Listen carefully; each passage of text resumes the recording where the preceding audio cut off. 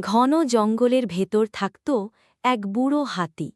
নাম তার মুন্না। দাঁত দুটি ক্ষয়ে গিয়েছিল, চলাফেরাও আগের মতো আর পারত না, কিন্তু তার মনটা ছিল দয়ালু আর শান্ত। একদিন মুন্না দেখল একটি ছোট হরিণ কাঁটার ঝোপে আটকে কাঁদছে। ধীরে ধীরে শুঁড় দিয়ে কাঁটাগুলো সরিয়ে মুন্না তাকে মুক্ত করল। সেই দিন থেকেই দুজনের মধ্যে গড়ে উঠল এক অদ্ভুত বন্ধুত্ব। কিন্তু একদিন জঙ্গলে এলো শিকারীরা।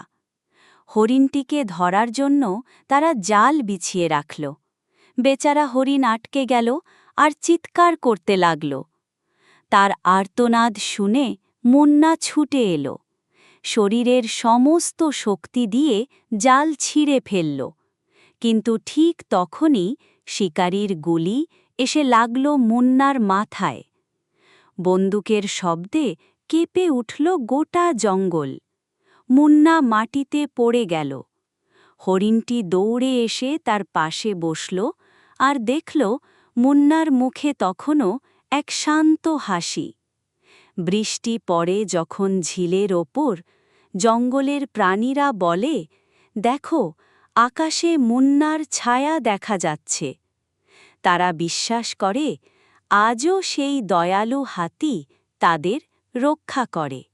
যদি তুমিও মুন্নাকে ভালোবাসো, তাহলে লাইক, কমেন্ট আর সাবস্ক্রাইব করো।